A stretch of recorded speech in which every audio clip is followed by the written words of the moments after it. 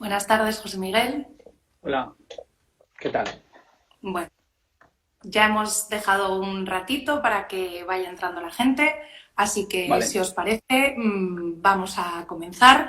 Este es nuestro segundo directo en Instagram. La semana pasada estuvimos hablando con Maite Parejo. Podéis ver la entrevista sobre las líneas medias de dos luces con ella en nuestro blog. Y hoy tenemos la suerte de contar con José Miguel Alonso Íñigo, doctor anestesiólogo y en el Hospital La Fe de Valencia. Buenas tardes, José Miguel. ¿qué tal? ¿Cómo estáis? Buenas tardes.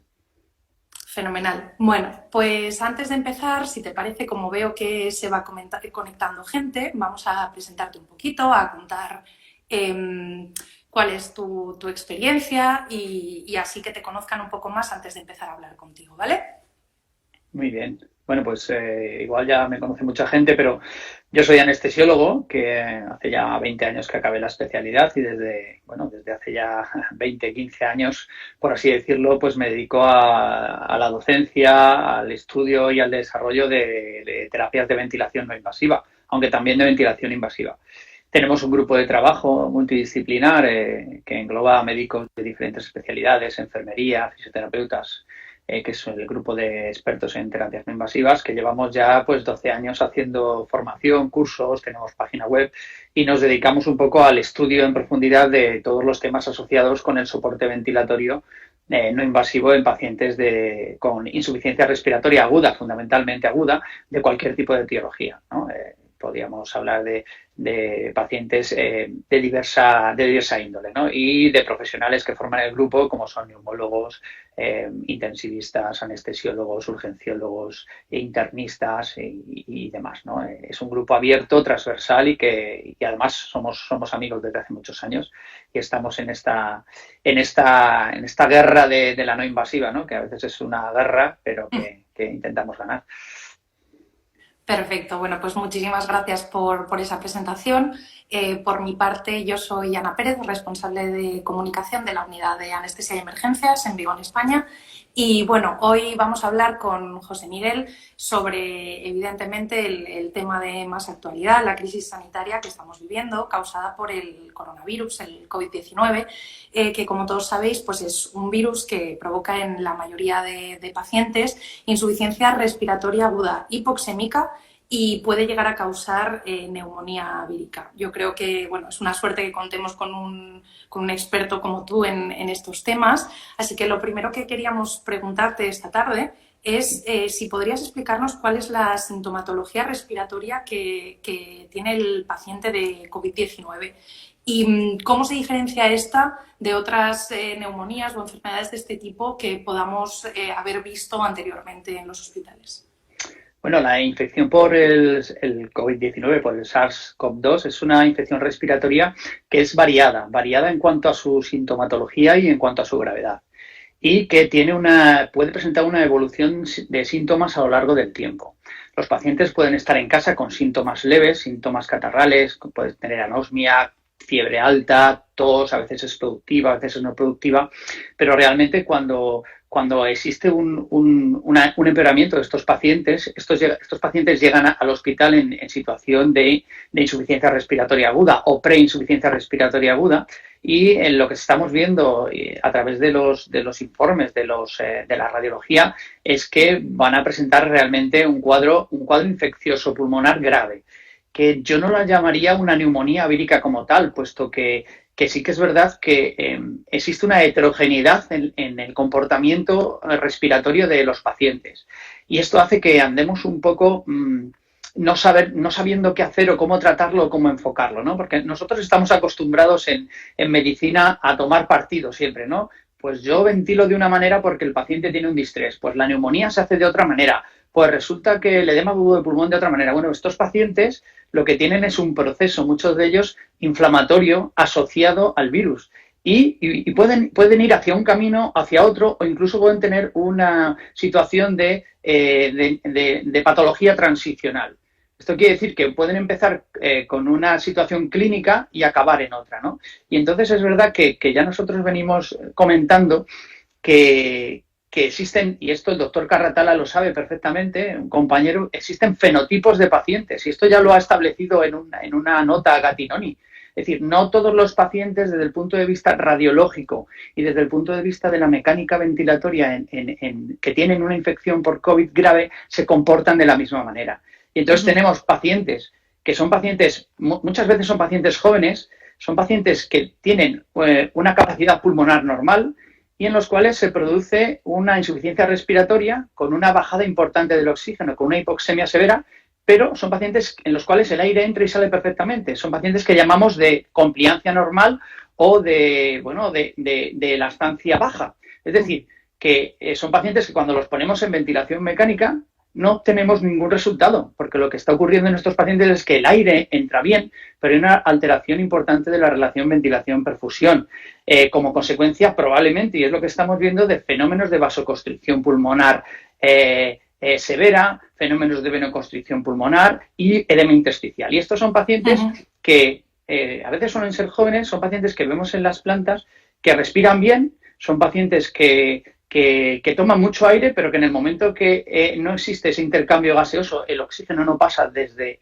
los pulmones a la sangre, empiezan a entrar en insuficiencia respiratoria, empiezan a fatigarse, les baja la saturación, empiezan con taquipnea, con disnea inicialmente al esfuerzo. Esto es muy importante porque la disnea al esfuerzo moderado es un signo, y la desaturación es un signo precoz de que ese paciente no está yendo bien.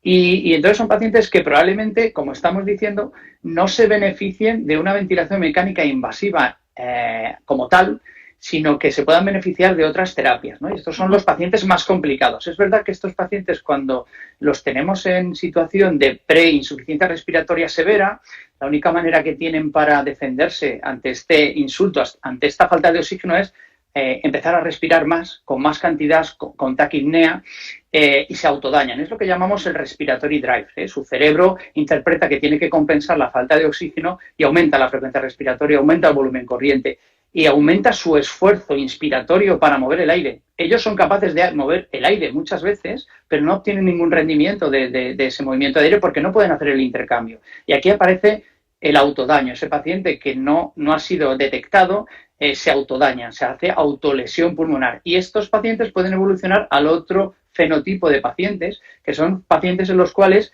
se parecen mucho más al síndrome de distrés respiratorio agudo que nosotros conocemos, pues que tienen una compliancia baja o una alta elastancia y que sí que son pacientes que sí que van a responder a la terapia ventilatoria convencional o bien con reclutamiento o bien con prono.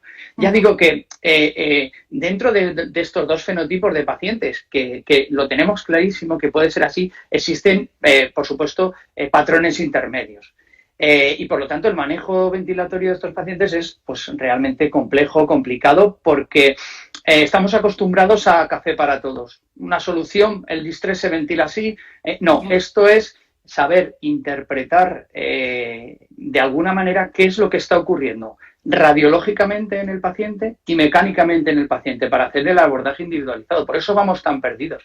Es decir, lo que tenemos que hacer es intentar poner a disposición de los pacientes todas las terapias, ¿no?, que tengamos. Claro, la radiología es muy distinta. Los pacientes que tienen una compliancia normal y una elastancia baja, pues igual la placa es una neumonía leve, los infiltrados son pequeños porque solo hay un pequeño edema intersticial. En cambio, los pacientes ya con más sintomatología parecida al distrés, más florido, pues lo que vamos a ver son infiltrados alveolares y alveolo-intersticiales bilaterales en bases severos, etcétera, ¿no? Por eso ahora se está diciendo que el éxito de la ventilación mecánica invasiva en estos pacientes no es tal. Es decir, están muriéndose hasta el 80 o el 90% de los pacientes que estamos intubando con un manejo clásico. Y por lo tanto ya se está recomendando ser un poco más conservadores, enfocar la terapia ventilatoria de una manera un poquito diferente y, por supuesto, complementarlo con los medicamentos que tenemos a disposición para el control de la viremia, etcétera, ¿no? Es decir, la ventilación es una parte de apoyo, es apoyo, ¿no? No llega a ser tratamiento, nos hace ganar tiempo para que los otros tratamientos pues puedan tener ese efecto que deseado.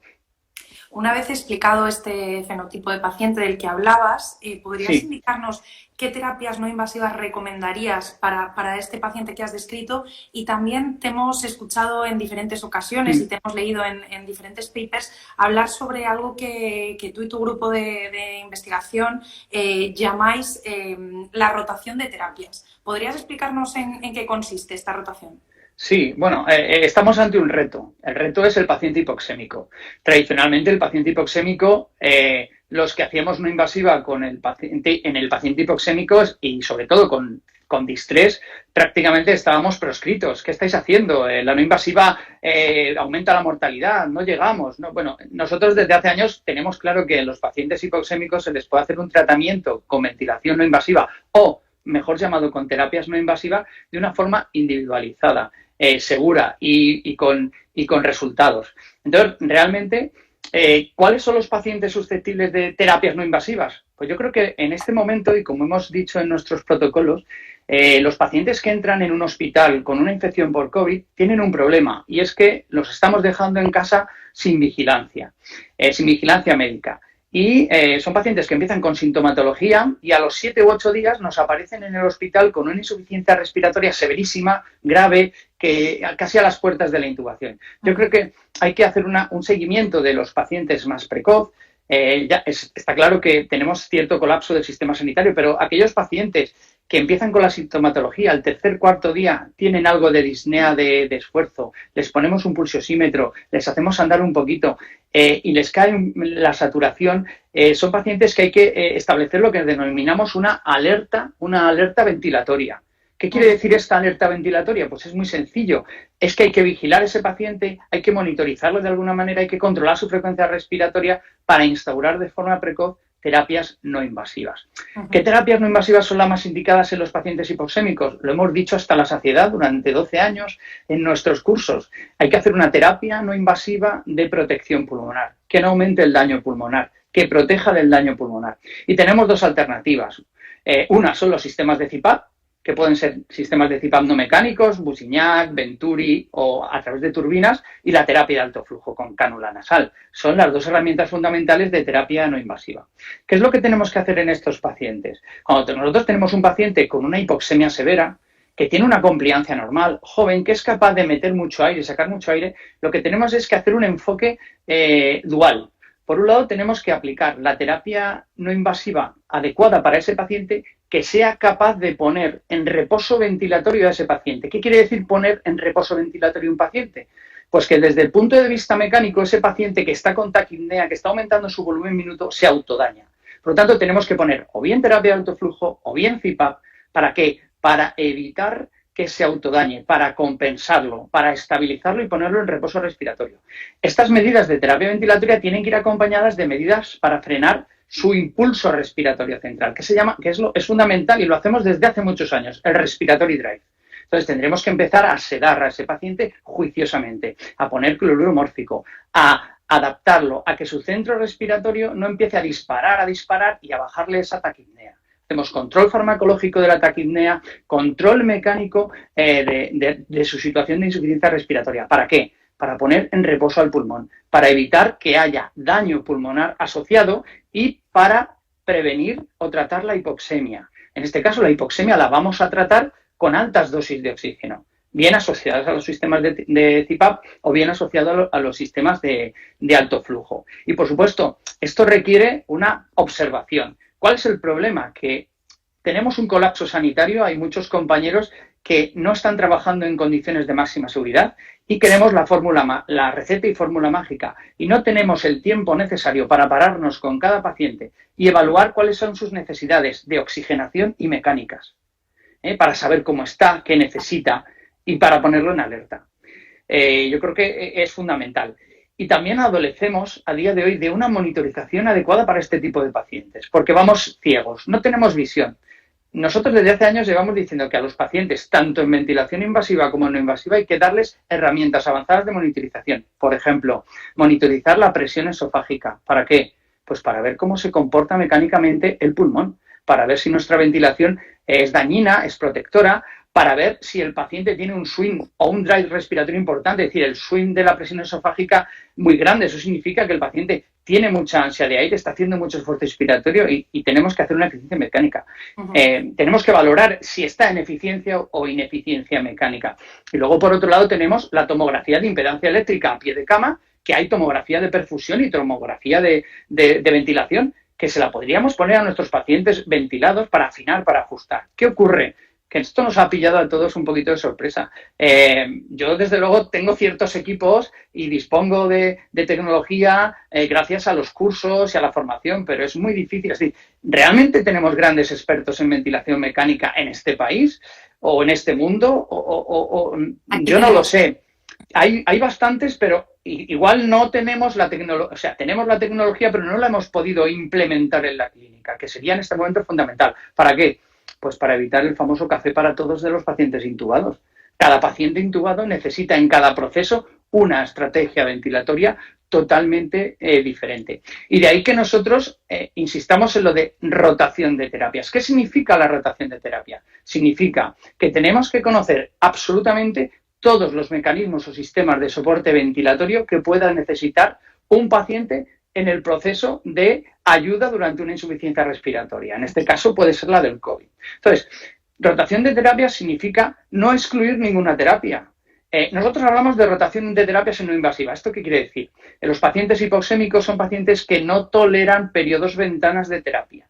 Por lo tanto, tenemos que establecer una serie de medidas para que durante 24, 48, 72 horas la terapia no invasiva se realice de forma continuada. ¿Cómo lo hacemos? Pues modificando. Podemos empezar con alto flujo, cambiamos con sistemas de CPAP, usamos rotación de interfases, cambiamos la mascarilla, cuidados de enfermería. Es decir, hay que tener una estrategia adaptada al confort, a la comodidad del paciente. Hay que incluir el prono en terapias no invasivas. Pero esto lo complementamos con la invasiva, es decir, la rotación integral de terapias supone que cuando un paciente está en alerta ventilatoria, está en terapia no invasiva, está monitorizado y consideramos que lo tenemos que intubar, lo vamos a intubar en condiciones de seguridad, sabiendo lo que hay que hacer y integrando la ventilación no invasiva también orientada desde un punto de vista mecánico. Es decir, tenemos que conocer si ese paciente es reclutable o no, si se beneficiará del prono o no. ¿Y eso cómo lo podemos saber? Obteniendo información del cuadro clínico del paciente, obteniendo imágenes.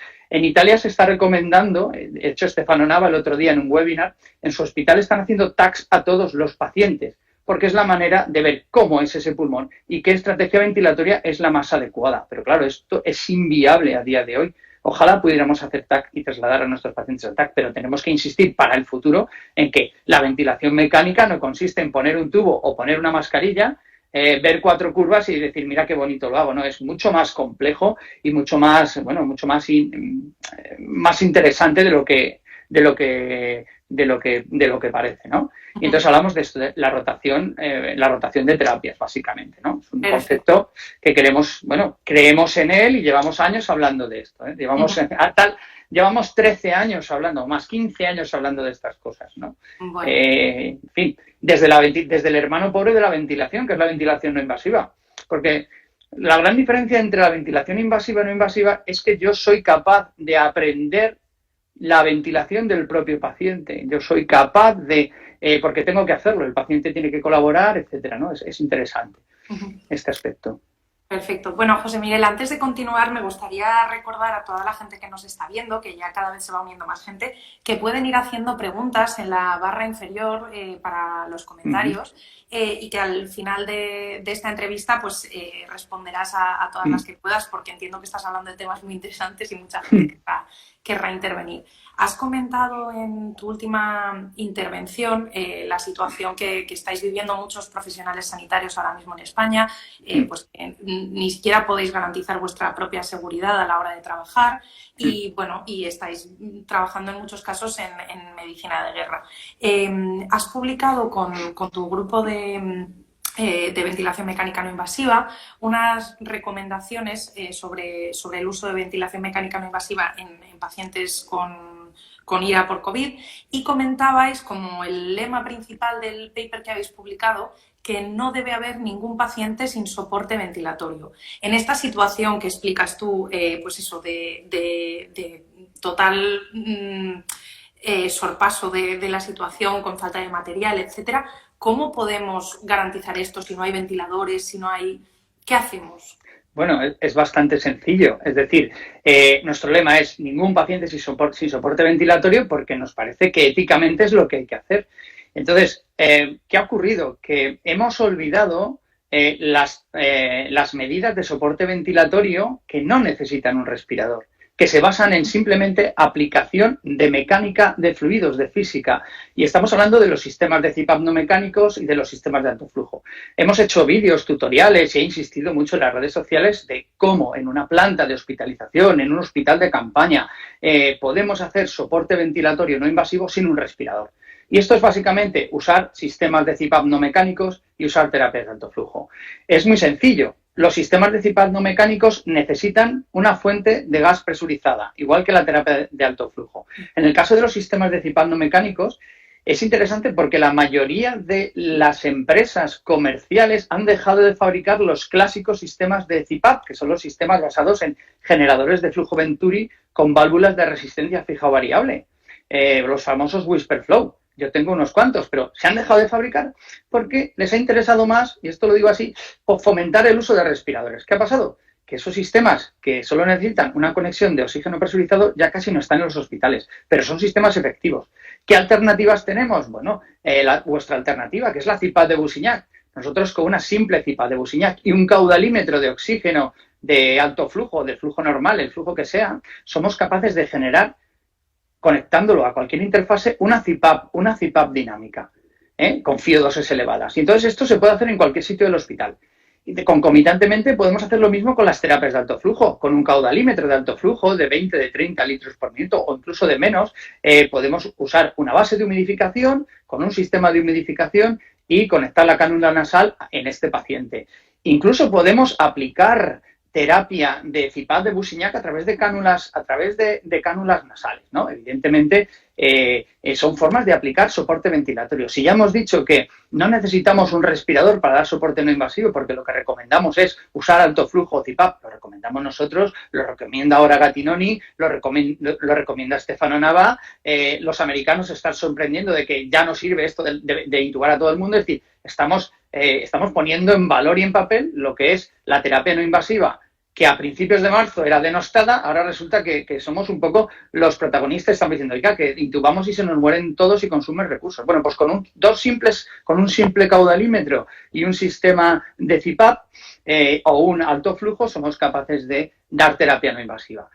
Por supuesto, siempre con FiO2 y oxígeno elevada, ¿no? Porque estoy viendo aquí algún comentario sobre la FiO2, ¿no? Y luego, ¿cómo se hace esto?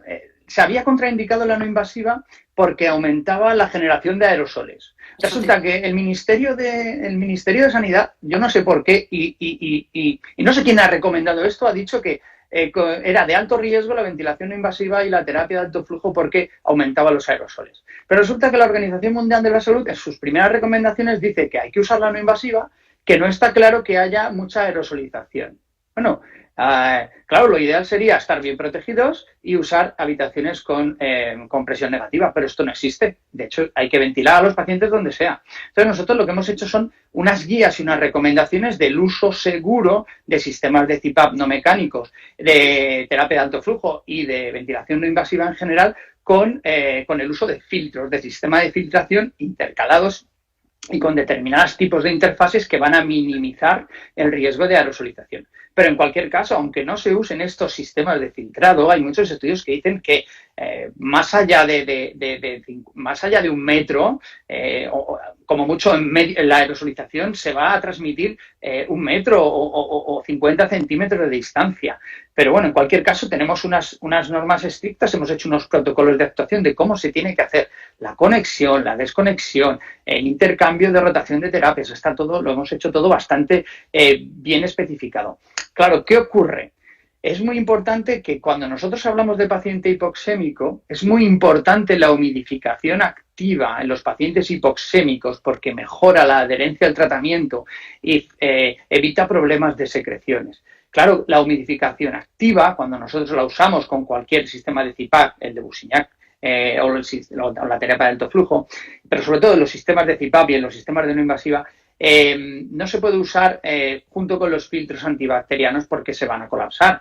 Por lo tanto, En este caso no estamos usando los sistemas de humidificación activa con los sistemas de CPAP y de no invasiva para evitar la aerosolización, pero claro, llegará un momento en el que estemos contaminados todos, en el que todos seamos positivos, en el que tengamos una sala enorme llena de pacientes con COVID, o esperemos que no, en el cual esto no sea importante. Pero de momento sí que estamos empleando sistemas de filtración. Y cuando usamos terapia de alto flujo, pues lo que estamos haciendo es, la terapia de alto flujo va humidificada, pero prácticamente cuando uno coloca la gafa nasal en la narina, la fuga es mínima. Entonces lo que estamos haciendo es ponerle la gafa nasal al paciente y ponerle una mascarilla y ya está.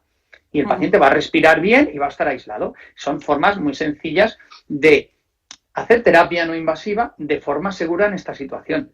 No es lo recomendable al 100%, porque todos los filtros que vamos a interponer o intercalar en los sistemas de CPAP y en los respiradores de no invasiva aumentan las resistencias un poquito. Bueno, pero para eso hay que emplear los filtros adecuados, que los hay de baja resistencia, y la terapia pues es eficaz y es segura, desde luego. Bueno, muchas gracias por esta respuesta, que además me da respuesta a varias de las preguntas que tenía preparadas para hacerte. Queríamos hablar también sobre el triaje y la situación que se está viviendo, pues eso, en muchos hospitales, que no se da abasto y que no se puede atender a todos los pacientes con lo que sería el tratamiento específico para ellos.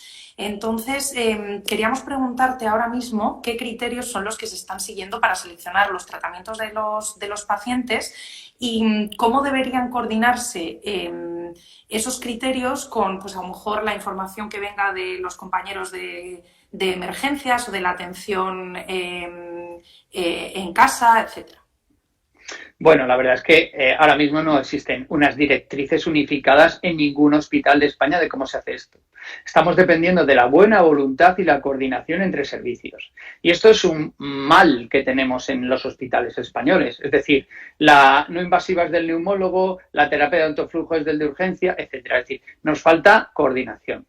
En estos momentos habrá zonas de España en los cuales se esté haciendo triaje por prioridad para ver quién tiene un tipo de terapia o quien tiene otro tipo de terapia. En otras zonas de España no tenemos colapso y, por lo tanto, se puede hacer un enfoque diferente de cómo se tiene que organizar la terapia y qué pacientes son intensivables o no intensivables. Es decir, como hay una variabilidad en cuanto al colapso de los sistemas sanitarios, cada comunidad lo hace de forma distinta. Pero ¿cómo se debería de hacer? Bueno, un ejemplo es el Hospital de Cruces en Bilbao, donde está Rosa Gutiérrez, que es una anestesióloga de nuestro grupo, que han hecho un grupo multidisciplinar, que está junto con los neumólogos y los internistas, estableciendo unas pautas de tratamiento precoz con terapia no invasiva, sobre todo con alto flujo, de los pacientes en las habitaciones. Y entonces ellos tienen ya un protocolo y lo que están haciendo es realizar una atención precoz de estos pacientes, con el fin de intentar evitar las complicaciones derivadas de esto que hemos hablado del autodaño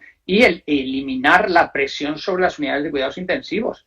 Y esto, bueno, eso es un aspecto importante. Entonces, ¿qué tenemos que hacer? Bueno, pues un protocolo unificado, un protocolo consensuado, tienen que intervenir todos los médicos que traten estos pacientes. Empezamos desde los servicios de urgencias y emergencias, coordinados con las plantas de hospitalización de neumología de medicina interna, los servicios de anestesia y los servicios de intensivos en el equipo.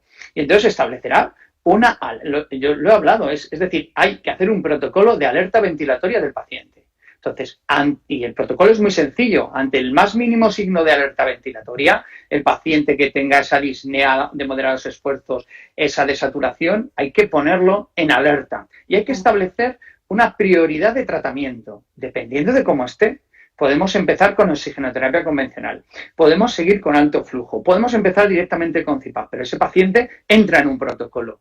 Y una vigilancia. Yo sé que esto puede ser difícil porque hay mucha saturación, falta formación entre los profesionales. De repente ahora todo el mundo tiene que saber de ventilación mecánica y uno es internista, otro es alergólogo, otro es un neumólogo pero solo ha hecho domiciliaria, otros no saben lo que es una CPAP de alto flujo. En fin, hay de todo porque yo estoy recibiendo y estoy formando a través del teléfono todos los días a gente de toda España que me está preguntando. Claro, ese es el problema. No estamos formados. Y de repente queremos hacer muchas cosas. Y además queremos una fórmula mágica que nos diga cómo hacerlo. Esto es bastante complicado. Yo creo que esto es una labor porque hay tiempo para hacerla, puesto que tenemos la curva más aplanada en casi toda España, de por favor, intentar hacer una coordinación. Nosotros en el Hospital AFE sí que hemos hecho ese intento y sí que hay unos protocolos y, bueno, más o menos se puede hacer un seguimiento. Pero claro, serán situaciones variopintas, ¿no? Como que hay servicios hospitalarios dentro de un hospital, en un hospital X, donde dicen que no van a hacer terapia no invasiva porque aumenta el riesgo de contagio y de infección por los aerosoles. Y deciden tener a los pacientes en una oxigenoterapia convencional y de ahí pasan a la intubación. Bueno, pues son formas de trabajar que yo no comparto, evidentemente. Yo creo que tenemos que pararnos a pensar un poquito cuando tratemos a este tipo de pacientes. No tenemos que entrar en la vorágine de 20 respiradores, 40 tubos, compro 12.000. No, vamos a ver, ¿tenemos una estrategia ventilatoria en el hospital? Sí. Bien, pues entonces pues hay que hacerla, ¿no? Veo aquí una pregunta porque me están rondando a preguntas que es imposible contestarlas. Sí, ¿te parece, José Miguel, cuando terminemos con esta ronda, hacemos una ronda, vale. Porque son interesantes, pero la clave es eso, protocolo de alerta ventilatoria. Hay un protocolo de alerta de sepsis en muchos hospitales y la alerta ventilatoria no existe en estos pacientes. Es decir, porque claro, la alerta ventilatoria, la alerta ventilatoria lo que te dice es que ese paciente se está poniendo malo y que no solo lo tienes que poner en soporte ventilatorio, sino que tienes que a lo mejor adelantar o modificar el tratamiento médico. Porque yo creo que el problema de esta enfermedad es el timing, el tiempo. No sabemos qué hacer en cada fase de la enfermedad, ni qué soporte ventilatorio darles, ni qué tratamiento hay que darles. Y cuando llegan, a veces llegan muy malitos y ya hay que ir con todas, hay que intubarlos, etcétera. Y por supuesto, la primaria, la atención primaria debería estar súper potenciada. Deberían de poder detectar telefónicamente los primeros síntomas y signos de esto. La alerta ventilatoria se tiene que hacer ya en el domicilio, puesto que estamos diciendo a la gente, quédense en casa si tienen síntomas leves. Pero el paciente se tiene que autoexplorar, desgraciadamente tiene que ser así. Tiene que haber un seguimiento desde atención primaria y desde la atención primaria aparece una alerta ventilatoria. Se consulta, se hace telemedicina y se decide qué hacer con ese paciente. Así disminuiremos un poco las cifras de mortalidad asociadas a este virus.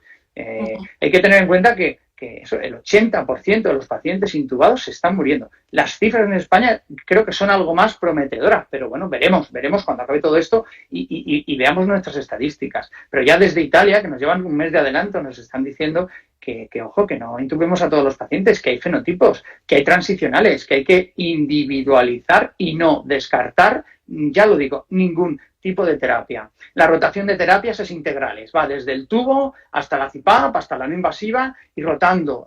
Cada paciente durante su proceso patológico necesitará un tipo de terapia, por supuesto con criterio y con conocimiento. Bueno, si te parece, José Miguel, antes de continuar con las preguntas que habíamos preparado nosotros para ti, vamos a dar paso a las preguntas que ha ido haciendo la gente, que creo que son muy interesantes y vienen un poco a lo que has ido contando. En primer lugar, David Soler te preguntaba si estaría indicado tratar con bolsa reservorio para FiO2 y añadir una válvula CPAP. Indica que la FiO2 al 100%. Vale. Gran error. Es decir, no confundamos entre un sistema Mapleson o una válvula de PIP y un sistema de CPAP. Mirad, aquí hay mucha confusión y es por desconocimiento. Vamos a ver, un sistema de CPAP para un paciente que está respirando en espontánea necesita dos componentes fundamentales. Un sistema que genere flujo y una válvula o un sistema que genere la presión. La combinación de un sistema de flujo y una válvula es lo que genera una presión constante en la vía aérea. Entonces, todos estos artilugios e inventos que se están haciendo con una bolsa reservorio y con un Mapleson, que no llevan asociados un sistema de generación de Venturi para compensar el pico flujo inspiratorio que necesita el paciente, no sirven para nada. Lo único que están es aumentando el esfuerzo expiratorio del paciente. Están generando presión, pero no CPAP, y están aumentando el daño. Aspectos claros de los sistemas de CPAP. La CPAP consiste en que uno va a respirar por encima de la presión atmosférica, por ejemplo, a 10 centímetros de agua. Y yo tengo que respirar siempre, tanto inspirar como expirar en ese nivel de presión. Para que la CPAP sea eficaz y no haya caídas de presión, tiene que, además de poder generarse la presión, se tiene que generar un flujo para que el swing de la CPAP sea de más o menos 2 centímetros de agua, tanto en inspiración como en expiración, en relación al nivel de presión que yo tengo. Por lo tanto, yo necesito un sistema que genere flujo y una válvula de CPAP. En el caso de la CPAP de Bousignac, el propio sistema hace las veces de válvula y de generador de flujo porque tiene un sistema Venturi, es un sistema totalmente abierto. ¿Qué ocurre? Si nosotros ponemos una bolsa de reservorio, una fuente de oxígeno y luego ponemos una válvula de PIP o una válvula de Mapleson, ¿qué ocurre? Sí, la FiO2 será elevadísima, la presión que medimos dentro de la mascarilla será elevadísima, pero el paciente cuando tira a inspirar no tiene aire. Hay que tener en cuenta, y esto hay que tenerlo claro, que cuando yo estoy haciendo una respiración, durante la inspiración tengo algo que se llama mi pico flujo inspiratorio, que es el flujo de aire necesario o máximo para llenar los pulmones. Normalmente yo puedo tener 20 litros, 15, 10 litros, 14 litros, 30 litros de pico flujo inspiratorio. Cuando yo estoy en insuficiencia respiratoria y tengo mucha hambre de aire, empiezo a jadear, hago así, ese pico flujo inspiratorio puede llegar a 60, a 70. Entonces, para que un sistema de CPAP sea eficaz, necesitamos duplicar o triplicar el pico flujo inspiratorio del paciente. Por lo tanto, los sistemas de CPAP tienen que ir asociados a un generador de CPAP, de flujo, que habitualmente es un sistema Venturi sencillo, enriquecido con oxígeno. ¿Para qué? Para que me pueda generar hasta 150 litros por minuto de pico flujo inspiratorio. Por lo tanto, todos estos inventos del Mapleson y de la bolsa, por favor, no los hagáis. ¿Qué pasa? Yo puedo asociar a un sistema Venturi un sistema reservorio de bolsa para enriquecer la FiO2. Correcto. Es decir, yo puedo usar, que es lo que en algunos artículos hemos llamado la Super Bousignac, ¿no? Para aumentar la FiO2. O con un sistema de válvula de resistencia fija, con muelle y con un generador Venturi también puedo enriquecer, puedo adicionar al sistema Venturi, puedo adicionar más oxígeno y que el paciente sea capaz de tomar oxígeno a través de un reservorio. Pero si no tengo un sistema de Venturi, desde luego no estoy haciendo CPAP. Lo que estoy haciendo es PIP, que no es lo mismo. Hay que dejarlo claro. Y los sistemas de APL, de CPAP que usamos los anestesiólogos para compensar el shunt durante la ventilación unipulmonar son sistemas que generan solo presión, no sirven para CPAP. Sí que sirven para CPAP si yo cojo esa válvula APL o esa válvula de PIP y lo asocio con un sistema de generación de flujo Venturi, que hay que fabricárselo o hay que tenerlo. Los italianos lo saben y ellos se han fabricado sus propios Venturi para sus propias CPAP. Eso hay que tenerlo claro. Vale, después nos pregunta Inma Romero, nos pregunta si sería adecuado poner un reservorio de alta concentración de oxígeno junto con ventilación mecánica no invasiva en ventilador Weymann en modo CPAP. Hombre, los ventiladores Weymann lo habitual es que tengan oxígeno presurizado, que son los ventiladores que suelen ser de transporte, si es el de transporte. Si no es un respirador de transporte Weymann, sino que es una turbina, tendría que especificarme el tipo de respirador. Hay respiradores de turbina que tienen conexión de alta presión de oxígeno y, por lo tanto, tienen un mezclador interno y enriquecen la mezcla. Y, por otro lado, y si no, otros sistemas de turbina, de Weymann también o de otras empresas, lo que tienen es un sistema LPO, que es Low Pressure Oxygen, que lo que hacemos es adicionar con un caudalímetro normal oxígeno al circuito. Lo normal es que cuando nosotros usamos aproximadamente 15 litros por minuto de oxígeno adicional a un sistema de CPAP de turbina, la FiO2 llegue casi al 80 al 90%. Hay que medirlo, depende un poco de la ventilación minuto que tenga el paciente. Perfecto. Nos pregunta Félix Lobato, ¿qué opinas de usar CPAP con un sistema Mapleson conectado a un caudalímetro normal con humidificador? Bueno, pues yo creo que lo he contestado. El sistema Mapleson no se puede usar bajo ningún concepto para hacer CPAP, salvo que vaya asociado a un sistema Venturi. Y luego, lo que hemos dicho previamente, si yo tengo un sistema de generación de flujo tipo Venturi e intercalo una fuente adicional de oxígeno, por lo tanto estoy gastando dos fuentes de oxígeno a una bolsa reservorio para enriquecer esa mezcla de oxígeno, pues ya tendré un Venturi enriquecido y una válvula de resistencia o válvula APL. Pero vamos, es que yo no entiendo por qué pasa, que no hay Bousignacs en el mercado o tenemos que, o no podemos, otra empresa, Intersurgical, tiene sistemas de CPAP con válvula de resistencia, que son las que hay que usar, hay que pedirlas. Estamos inventando algo que no se tiene que inventar, que ya existe en el mercado. Lo que pasa es que hay desconocimiento y entonces confundimos lo que es una válvula APL de presión, insisto, que hace PIP, y otra cosa es hacer CPAP. ¿Que una válvula APL de PIP sirva para hacer CPAP? Sí, pero si no va acompañada de un sistema de generación de flujo, no es una CPAP. Y seguramente ahogaremos a los pacientes, les aumentaremos las resistencias respiratorias, no lavaremos el carbónico, entrarán en carbonarcosis, etcétera, etcétera, etcétera. Salvo salvo que no necesiten mucho pico flujo inspiratorio y que con 15 litros por minuto de oxígeno que da el caudalímetro habitualmente o 30, el paciente esté confortable, que puede darse el caso. Entonces es que el paciente no está muy enfermo. El paciente que está muy enfermo, muy taquipneico, necesita mucho pico flujo inspiratorio. Tiene, como decimos nosotros, hambre de aire. Perfecto. José Miguel, te aviso de que entramos en los últimos 20 minutos que nos Perfecto. permiten estar en directo y quedan varias preguntas, así que intentemos poder contestar a todo el mundo. Nos pregunta Amparo Jim 1 sobre el uso del helmet. ¿Lo recomiendas? Sí. Por supuesto, lo que pasa es que no tenemos helmet ni costumbre de helmets. Ahora mismo no hay disponibles helmets en España porque los fabrican en Italia y los han consumido ellos. El helmet es una interfase más dentro de la estrategia de rotación de interfaces. De hecho, lo recomendamos en nuestras guías. Es una interfase que permite tratamiento continuado, que minimiza las fugas y minimiza las desconexiones. Hay dos tipos de helmet. El helmet para hacer no invasiva, que, bueno, yo no es que sea un fan del helmet no invasivo, y luego tenemos un helmet que sirve para hacer CPAP. Es un helmet que ya viene con su propio sistema de CPAP, su Venturi, y bueno, y sirve para dar CPAP. Hay que tener en cuenta que el helmet es un casco, es una casco escafandra que amortigua un poquito la presión. Por lo tanto, siempre tenemos que dar un poquito más de presión de la que queremos. Nosotros podemos medir externamente a lo mejor 10 de presión y dentro del helmet igual son 8, es un poquito menos. Pero bueno, es una interfase como otra cualquiera.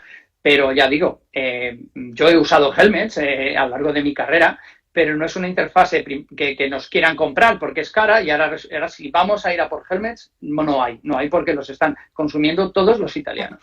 Vale. Después pregunta Joaquimo si está indicada la terapia de alto flujo en pacientes con COVID al no hacer esta técnica reclutamiento alveolar. ¿No es preferible la CPAP sobre el alto flujo? Claro, pero estamos hablando del fenotipo de paciente. Es decir, si el paciente es reclutable, podemos poner CPAP. Si el paciente no es reclutable, podemos poner alto flujo. Vamos a ver, cuando hemos hecho estudios de terapia de alto flujo, estudios fisiológicos, que son los más interesantes, con balón esofágico, hay varios artículos publicados, cuando uno pone terapia de alto flujo, realmente no es una CPAP de verdad, pero tiene un efecto pseudo CPAP y aumenta el volumen pulmonar comparado con la terapia, la oxigenoterapia convencional. Se ha visto que disminuye el esfuerzo inspiratorio, disminuye el swim de los pacientes, aumenta el volumen pulmonar y aún mejora la distribución del aire intraalveolar, porque se ha visto en estudios de tomografía de impedancia eléctrica. Es decir, aunque conceptualmente no es una CPAP, sí que tiene un efecto sobre los volúmenes pulmonares, ¿correcto? Entonces sí que podemos usar el alto flujo. Pero claro, imaginémonos el paciente joven que tiene 30 de frecuencia respiratoria, hipoxemia severa. Si le pusiéramos una mascarilla y un neumotacógrafo, el paciente estaría haciendo 700 de volumen corriente, literalmente así, y 30 respiraciones por minuto. ¿Qué vamos a reclutar con una CPAP en ese paciente? Pues a lo mejor hay que empezar con el alto flujo, hay que tratar la hipoxemia, hay que disminuir el respiratory drive. Si con eso no sirve, lo que tenemos que empezar es a estabilizar el pulmón con CPAP. ¿Dónde podemos usar la CPAP? Como alternativa cuando ha fallado el alto flujo, o por ejemplo, paciente que tenga factores de riesgo, o paciente que sea EPOC, o un paciente que tenga obesidad mórbida, o un tipo de obesidad. Esos pacientes tienen atelectasias asociadas, necesitan más presión de trabajo para abrir ese pulmón y mantenerlo abierto, y por lo tanto podríamos usar perfectamente la CPAP. Es decir, no son excluyentes. Yo cuando me enfrento a un paciente con no invasiva no sé lo que le voy a poner. Puedo empezar con CPAP, digo, no le sirve. Pones a un paciente en CPAP, le pones 10 de CPAP y te dice, doctor, esto es mucho para mí, me estoy ahogando. Es decir, estamos sobredistendiendo al paciente. Le bajo la CPAP, sigue molesto, seguimos sobredistendiendo al paciente, no le hemos controlado la frecuencia respiratoria, no está en reposo respiratorio. Bueno, voy a cambiar a alto flujo, igual está más cómodo. Alto flujo. ¿Y qué litros? Bueno, pues los que vea que clínicamente tienen efectividad. Y el paciente se encuentra confortable. Es decir, no existe una receta mágica cuando hablamos de ventilación invasiva. Existe conocimiento profundo de forma individualizada de la mecánica ventilatoria del paciente, y lo que tengo que hacer es adaptar mi soporte ventilatorio a su mecánica ventilatoria.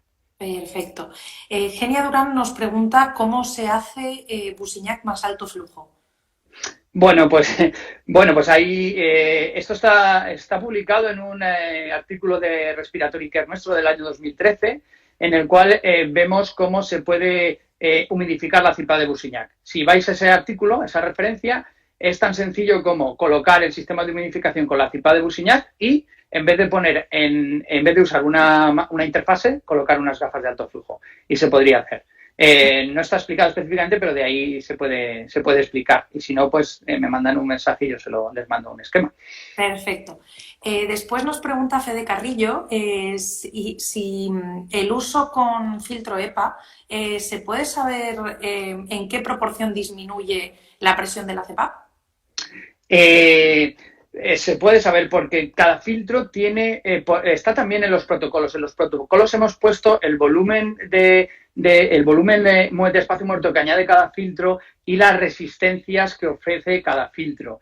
Entonces, más que resistencia a la CPAP, va a aumentarla. Es decir, el filtro lo que hace es aumentar la resistencia expiratoria, sobre todo cuando se va condensando.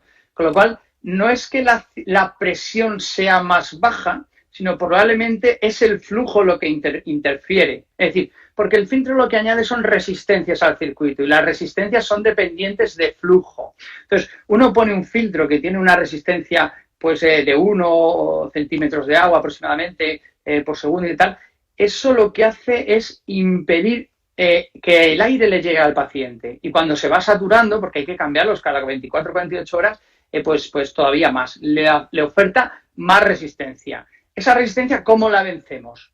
Aumentando el caudal, aumentando el flujo. En el caso de la Bousignac, aumentando el flujo, aumentamos la presión. Y en el caso de los sistemas Venturi, bueno, como es un sistema que va a tope de litro, pues aumentando también el flujo del Venturi, de los sistemas de Whisper Flow. Correcto. Y en el caso de que lo empleemos con sistemas de turbina, la mayoría de las turbinas son capaces de compensar la caída de presión, porque compensan las fugas, ¿no? Por lo tanto, hay que saber que hay que usar filtros de baja resistencia. Sobre todo es la resistencia, es el flujo más que la presión. La presión puede ser igual. Hay que tener en cuenta que conseguir presión es muy fácil. Lo interesante es conseguir el flujo que necesitas para mantener la CPAP, la presión constante. Vale, bueno, que entramos ya en los últimos 10 minutos de este directo. Perfecto. ¿Nos queda por hablar alguna otra cosita? ¿O? Sí que nos quedan algunas preguntitas. Bueno. Primero, Viviana Guzmán simplemente nos cuenta que ella en Argentina, la Sociedad Argentina de Terapia Invasiva, también ha sacado un comunicado que no recomienda utilizar la ventilación mecánica no invasiva, pero que ella no está de acuerdo y que está de acuerdo con lo que has explicado tú. Saludos a Viviana, que es buena amiga. Y luego, por otro lado, nos están preguntando ahora, en extrahospitalaria, que no tenemos alto flujo en paciente joven con taquipnea e hipoxemia, ¿recomienda iniciar CPAP en lugar de IOT precoz? Si es así, ¿durante cuánto tiempo?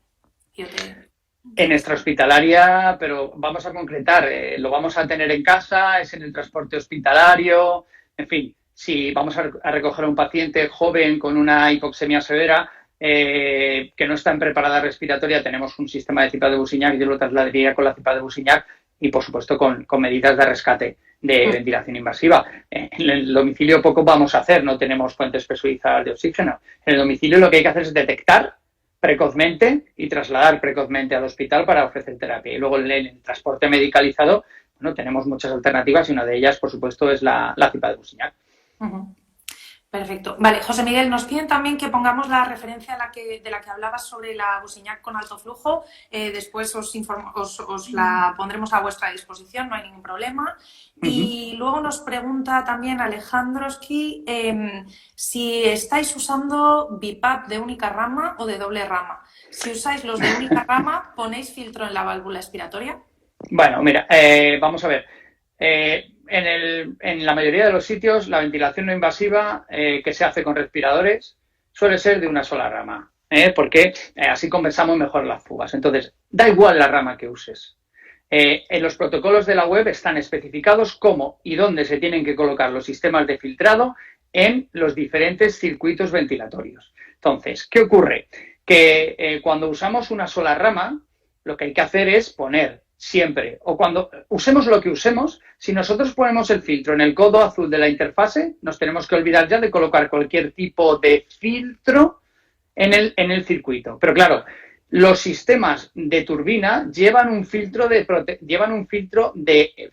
doble filtro, un filtro en la entrada de aire desde el ambiente hasta la turbina y luego llevan un filtro, todos los circuitos, en la salida del respirador, por normativa. Por lo tanto, los circuitos de una sola rama que tienen orificio expiratorio llevan un filtro donde se conecta al respirador y luego llevan un orificio expiratorio que tiene fuga. Por lo tanto, si nosotros colocamos un filtro entre ese orificio expiratorio y la mascarilla del paciente, ya está el sistema totalmente filtrado.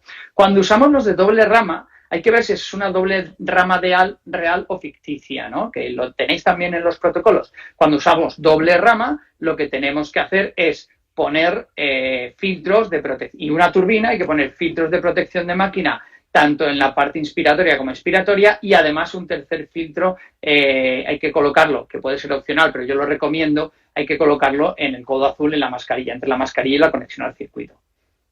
Pero vamos, lo de distinguir entre doble rama y una rama me parece algo que es totalmente innecesario cuando en muchos sitios los respiradores son de una sola rama y se puede hacer de forma segura. De verdad, en los algoritmos, en las figuras que hemos hecho en la página web, está todo especificado y en el protocolo también. Yo creo que no hay dudas en ello. De hecho, José Miguel, nos piden por favor que digamos la URL de la página web donde están colgados los protocolos, que si no me equivoco es VMNI CR. No, es areavmni.es. Areavmni.es, ahí está todo colgado. Están en inglés, hay vídeos, hay tutoriales. Prácticamente todo lo que me han preguntado está en esos tutoriales. Vale, fenomenal. Por último, quedan todavía varias preguntas, pero sí que... Vale, vamos rápido. Quería hablar contigo antes de terminar, así que voy a priorizar esta pregunta porque, bueno, aparte de estar dando formación a un montón de gente sobre ventilación mecánica no invasiva, te has embarcado en un proyecto de desarrollo de uno de estos ventiladores tan necesarios en este momento. Has creado con un grupo de expertos, ingenieros, veterinarios, médicos, el Acute 19. ¿Nos puedes contar un poquito pues cómo habéis desarrollado este producto, cómo va a funcionar? Bueno, pues es muy sencillo, ya lo tenemos en fase de prototipo, está pendiente de que pase, hemos enviado la documentación a la Agencia Española del Medicamento, funciona y lo que hemos hecho es un respirador de verdad. Hemos hecho un respirador basado ¿en qué? En los respiradores que usamos, los de terapia no invasiva. Hemos hecho un respirador de turbina, que ya sabemos que los respiradores de turbina sirven tanto para invasiva como para no invasiva. De hecho, las empresas comerciales tienen respiradores de turbina para realizar invasiva. Entonces, tenemos ya el prototipo, mañana tendremos ya el definitivo y, bueno, es un logro porque en 3 semanas hemos conseguido un respirador de turbina que tiene presión control, tiene CPAP, tiene presión de soporte, se puede usar con tubos, se puede usar con ventilación no invasiva, me lo he probado yo, tengo por ahí vídeos que demuestran que me lo he probado y funciona totalmente por software. Lo que hacemos es una turbina conectada a una válvula proporcional de flujo, que es lo que es un respirador de ventilación cualquiera, en este caso de no invasiva, pero cualquiera, y a través de un sistema de control informático generamos los modos ventilatorios.